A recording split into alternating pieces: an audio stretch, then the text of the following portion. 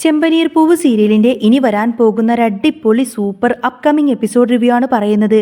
രേവതിയുടെ അമ്മ ലക്ഷ്മി വീട്ടിലേക്ക് വരുമ്പോൾ ചന്ദ്രമതി അവരെ ദരിദ്രവാസി എന്ന് വിളിച്ച് അധിക്ഷേപിക്കുന്നു.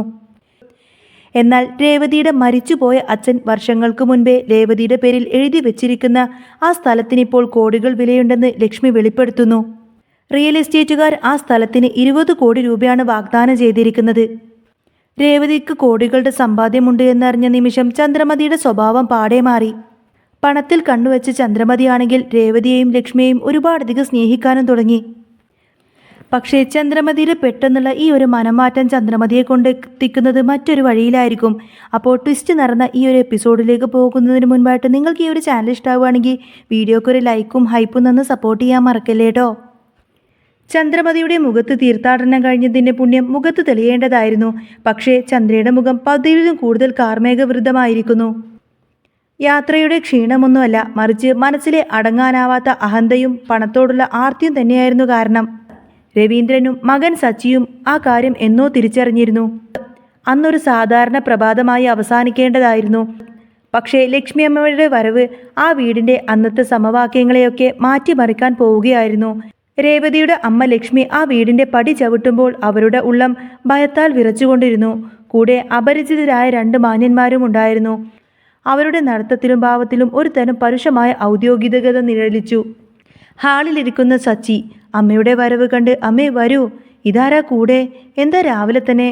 സച്ചിയുടെ ശബ്ദത്തിൽ ആതിഥ്യമര്യാദയുണ്ടായിരുന്നു. ലക്ഷ്മി കൂടെ വന്നവരെ ഒന്ന് നോക്കി. അവരുടെ ചുണ്ടുകൾ വിറകൊണ്ടു. "മോനെ, എനിക്ക് നിങ്ങളോടൊരു പ്രധാനപ്പെട്ട കാര്യം സംസാരിക്കാനുണ്ടായിരുന്നു. നിങ്ങളുടെ എല്ലാവരുടെയും അഭിപ്രായം അറിഞ്ഞിട്ട് വേണം തീരുമാനമെടുക്കാൻ. രേവതി മോൾ എവിടെ?" അവർ പറഞ്ഞു തീർന്നതും അടുക്കള ഭാഗത്തു നിന്നും ചന്ദ്രമതിയുടെ ശബ്ദമുയർന്നു. ആരാ പുറത്ത് സംസാരിക്കുന്നത്?" ഹാളിലേക്ക് കാലൊറിച്ചെത്തിയ ചന്ദ്രമതിയുടെ കണ്ണുകൾ ആദ്യം ഉടലെടുത്തത് ലക്ഷ്മിയുടെ ദയനീയമായ രൂപത്തിലേക്കാണ്. ഒരു തീർത്ഥാടനം കഴിഞ്ഞു വന്നതിൻ്റെ പുണ്യമോ ശാന്തതയോ ഒന്നും ആ മുഖത്ത് തെളിഞ്ഞില്ല. മറിച്ച് കണ്ടു നിൽക്കുന്നവർക്ക് അശുഭം തോന്നിക്കുന്ന രീതിയിൽ കണ്ണുകൾ ജ്വലിച്ചു. പുലർക്കാലത്ത് തന്നെ കണ്ട കെണിയിൽ അവരുടെ നെറ്റി ചുളിഞ്ഞു. "ഓ, ഈ ദരിദ്രവാസികളായിരുന്നോ? ദൈവമേ, എൻ്റെ ഇന്നത്തെ ദിവസം പോയി കിട്ടി. എനിക്കിന്ന് വെള്ളം പോലും കിട്ടിയില്ലല്ലോ." ചന്ദ്രമതിയുടെ വാക്കുകൾ വിഷം പുരട്ടിയ അമ്പുകളായി ലക്ഷ്മിയുടെ ഹൃദയത്തിൽ തറച്ചു. കൂടെ വന്ന മാന്യന്മാരുടെ മുന്നിൽ വെച്ച് ആ പാവം സ്ത്രീ അപമാനത്താൽ തല കുനിച്ചു നിന്നു. അവരുടെ കണ്ണുകൾ നിറഞ്ഞു. കൂടെ വന്നവർ പരസ്പരം നോക്കി. ഈ വീട്ടിൽ തങ്ങളുടെ ആവശ്യം നടക്കുമോ എന്നവർ സംശയിച്ചു. ചന്ദ്രമതി നിർത്തിയില്ല. "എന്തിനാടി നീ രാവിലെ തന്നെ ഈ വീട്ടിലേക്ക് കെട്ടിയെടുത്തത്? നിന്റെ മോളെ കാണാനാണോ? അതിന് നിനക്ക് ഫോണിൽ വിളിച്ചാൽ പോരായിരുന്നോ? എൻ്റെ വീടിൻ്റെ പടി ചവിട്ടി അശുദ്ധമാക്കാൻ നിന്നോട് ആരടി പറഞ്ഞത്?" അപ്പോഴേക്കും പുറത്തു പോയി വന്നിരുന്ന രവീന്ദ്രൻ അങ്ങോട്ടേക്ക് വന്നു. ഭാര്യയുടെ വാക്ക് കേട്ട് അയാൾക്ക് ലജ്ജ തോന്നി. "ചന്ദ്രേ, നീ ഒന്ന് നിർത്തുന്നുണ്ടോ? എന്താ ഇത്? രേവതി മോളുടെ അമ്മയല്ലേ ഇത്? വീട്ടിൽ വരുന്നവരോട് ഇങ്ങനെയാണോ പെരുമാറേണ്ടത്? നിനക്കെന്താ എത്ര പറഞ്ഞിട്ടും മനസ്സിലാവാത്തത്?" എന്നൊക്കെ ചോദിച്ചുകൊണ്ട് തന്നെ രവീന്ദ്രൻ ദേഷ്യപ്പെടാണ്. ചന്ദ്രമതി പുച്ഛത്തോടെ ഭർത്താവിനെ ഒന്ന് നോക്കി. "ഓ, ഒരു വക്കീൽ വന്നിരിക്കുന്നു.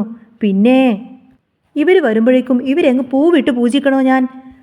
വർഷമോളുടെയോ ശ്രുതിമോളുടെയോ അച്ഛനോ അമ്മയാണ് വരുന്നതെങ്കിൽ ഞാൻ ഒരിക്കലും അവരോട് ഇങ്ങനെ ആയിരിക്കില്ല പെരുമാറുന്നത്. അവരൊക്കെ വന്നത് കൈ നിറയെ സ്വത്തും പണവുമായിട്ടാണ്, അല്ലാതെ നിങ്ങളെപ്പോലെ ദാനം കൊടുത്ത് സ്വർണം ഇട്ടുകൊണ്ടൊന്നുമല്ല." ഈ ഒരു താരതമ്യം സച്ചിയാണ് കൂടുതൽ വേദനിപ്പിച്ചത്. അവൻ അമ്മയെ തടഞ്ഞു. "അമ്മേ, നിങ്ങളൊന്ന് നിർത്തുന്നുണ്ടോ? നിങ്ങൾ അവസാനം പഠിക്കും ആരാണ് നിങ്ങൾക്കുണ്ടാവുക എന്ന്." "അമ്മേ, ലക്ഷ്മി അമ്മേ, നിങ്ങൾ ഇതൊന്നും കാര്യമാക്കണ്ട. അമ്മ എന്തിനാ വന്നത് പറയൂ." അന്നേരം ലക്ഷ്മിയമ്മ തൻ്റെ കണ്ണുനീർ തുടച്ചുകൊണ്ട് തന്നെ പറഞ്ഞു. "മോനെ, അത് പിന്നെ രേവതിയുടെ അച്ഛൻ പണ്ട് മരിക്കുന്നതിന് മുൻപ് ഒരു കനാലിനടുത്ത് കുറച്ച് സ്ഥലം വാങ്ങിച്ചിട്ടുണ്ടായിരുന്നു."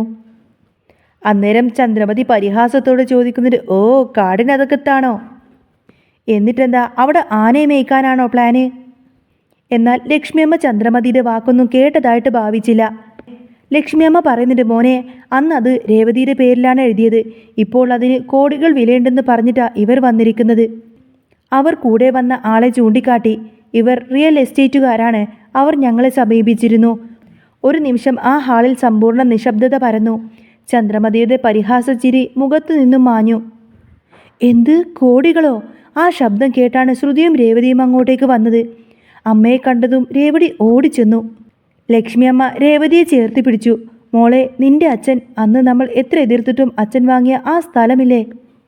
അതിനിപ്പോൾ..." ലക്ഷ്മിക്ക് പെട്ടെന്ന് വാക്കുകളൊന്നും പറയാൻ കിട്ടുന്നില്ല. കൂടെ വന്ന ആൾ പ്രൊഫഷണലായി ഇടപെട്ടു.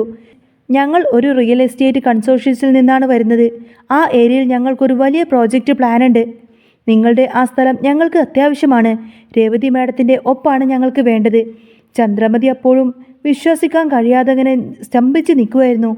ഇതൊക്കെ ശരിക്കും സത്യമായിരിക്കോ, അതോ ഇനി ഏതെങ്കിലും കാടിനകത്തേക്ക് കൊണ്ടുപോയി പറ്റിക്കാനുള്ള പരിപാടിയായിരിക്കോ? കാട്ടിലെ സ്ഥലങ്ങൾ ആരെങ്കിലും കോടികൾ വിലക്കൊക്കെ വാങ്ങിക്കുമോ? അന്നേരം ശ്രുതി വന്ന് ഇടപെട്ട് പറഞ്ഞിട്ട്, ആൻറ്റി ഇതൊക്കെ വെറും തട്ടിപ്പാണ്. ആൻറ്റി ഇതൊന്നും വിശ്വസിക്കരുത് എന്നൊക്കെ പറഞ്ഞ് ശ്രുതി ഇങ്ങനെ പയ്യെ പറഞ്ഞു കൊടുക്കാണ് ചന്ദ്രമതിക്ക്. അവർ പറഞ്ഞിട്ട്, മാഡം ഞങ്ങൾ കള്ളം പറയുന്നതല്ല. സ്ഥലത്തിൻ്റെ രേഖകളെല്ലാം തന്നെ ഞങ്ങളുടെ പക്കലുണ്ട്. ഇത് രേവതി മേഡത്തിൻ്റെ പേരിലാണുള്ളത്. ഞങ്ങളൊരു തുക നിശ്ചയിച്ചിട്ടുണ്ട്. നിങ്ങൾ സമ്മതിക്കുകയാണെങ്കിൽ. അന്നേരം അക്ഷമമായിക്കൊണ്ട് തന്നെ ചന്ദ്രമതിയുടെ ശബ്ദമുയർന്നു. എത്ര രൂപക്ക് എന്ന് ചോദിക്കുമ്പോഴേക്കും അവർ പറയുന്നത് 20 കോടി. ആ വാക്ക് ഒരു ഇടിമുഴക്കം പോലെയാണ് ആ മുറിയിൽ തങ്ങി നിന്നത്. ചന്ദ്രമതിയുടെ കണ്ണുകൾ പുറത്തേക്ക് തള്ളി. ശ്രുതിയുടെ മുഖം വിളറി വെളുത്തു. അയ്യോ, മലേഷ്യക്കാരിയായ എൻ്റെ വീട്ടിൽ നിന്നും ഇത്രയൊന്നും കിട്ടിയിട്ടില്ലല്ലോ. ഇനിയിപ്പോൾ കിട്ടാനും പോകുന്നില്ല. ഈ ദരിദ്രവാസിക്ക് ഒരൊറ്റ ദിവസം കൊണ്ട് 20 കോടി രൂപയോ? എൻ്റെ ദൈവമേ, ഞാൻ ഇവിടെ തന്നെ വിവാഹം കഴിച്ചാൽ മതിയായിരുന്നു എന്ന് ശ്രുതിയുടെ മനസ്സ് പോലും മന്ത്രിച്ചു. ചന്ദ്രമതിയുടെ ചിന്തകളും വ്യത്യസ്തമായിരുന്നില്ല. എന്നാൽ 20 കോടി രൂപ കുറവാണെന്ന് ലക്ഷ്മിയമ്മ അവിശ്വസനീയമായ ധൈര്യത്തോടെ പറഞ്ഞു. എനിക്കൊരു 30 കോടി രൂപ വേണം.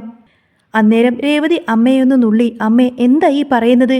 20 കോടി രൂപ കിട്ടിയാൽ തന്നെ ഒരു 40 കോടി രൂപ ചോദിക്കാമായിരുന്നു, സച്ചി രേവതിയുടെ ചെവിയിൽ പറഞ്ഞു. പെട്ടെന്നാണ് അത്ഭുതകരമായ ആ ഒരു കാഴ്ച എല്ലാവരും കണ്ടത്. ചന്ദ്രമതിയുടെ മുഖം കോപത്താലും പുച്ഛത്താലും ഇരുണ്ടു നിന്ന ആ മുഖം ഒരു പൂ പോലെ വിടരുന്നതുപോലെ തെളിഞ്ഞു. ഒരു നിമിഷം മുൻപ് ദരിദ്രവാസി എന്ന് വിളിച്ച ലക്ഷ്മിക്ക് നേരെ അവർ ഒരു മന്ദസ്മിതത്തോടെ തിരിഞ്ഞു. അയ്യോ ലക്ഷ്മി, എന്താ ഇങ്ങനെ പുറത്തു നിൽക്കുന്നത്? അകത്തേക്ക് വരൂ, ഇരിക്കൂ. ആരും പ്രതികരിക്കും മുൻപ് തന്നെ ചന്ദ്രമതി നേരെ അടുക്കളയിലേക്ക് ഓടി. തണുത്ത വെള്ളവും പിന്നാലെ ജ്യൂസും എത്തി. റിയൽ എസ്റ്റേറ്റുകാർക്കും ലക്ഷ്മിക്കും അവർ സ്വന്തം കൈകൊണ്ട് ജ്യൂസ് ഉണ്ടാക്കി. കണ്ടോ രേവതി, സച്ചി ഭാര്യയോട് മാത്രമായി പറഞ്ഞു. എത്ര പെട്ടെന്നാണ് അമ്മയുടെ നിറം മാറിയത്. തനി ഓന്ത് തന്നെ. പണം എന്ന് കേട്ടാൽ ആരെയും സ്നേഹിക്കും ഇവർ. ആത്മാർത്ഥമായ സ്നേഹമൊന്നും ഇവർക്ക് വേണ്ട. എന്തായാലും നീ ഇപ്പോൾ ഒരു കൊച്ചു മുതലാളിയായി. ഇനി അടുക്കളയിൽ കയറി കഷ്ടപ്പെടണ്ട.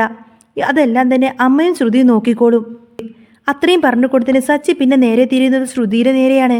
ഓ ശ്രുതി, നിന്റെ മലേഷ്യയിലുള്ള അപ്പനും അമ്മയും ഇതുപോലെ എന്തെങ്കിലുമൊക്കെ സമ്പാദിച്ചിട്ടുണ്ടോ? എൻ്റെ രേവതിക്ക് ഇനി പൂക്കച്ചവടത്തിന് പോകേണ്ട കാര്യമൊന്നുമില്ല. അവൾ ഇനി വലിയൊരു ബിസിനസ് തന്നെ തുടങ്ങാൻ പോവാണ്. അല്ലെങ്കിൽ പിന്നെ ഈ പണം ബാങ്കിലിട്ടാൽ തന്നെ നമുക്ക് സുഖമായിട്ട് ഇഷ്ടംപോലെ കാലം ജീവിക്കാലോ, അല്ലേ രേവതി? സച്ചിയുടെ ഓരോ വാക്കും ശ്രുതിയുടെ നെഞ്ചിലാണ് തറച്ചത്. ചന്ദ്രമതിയുടെ മനസ്സപ്പോൾ മറ്റൊരു ലോകത്തായിരുന്നു. ഇവളെ എങ്ങനെയെങ്കിലും സ്നേഹിച്ച് വശത്താക്കണം.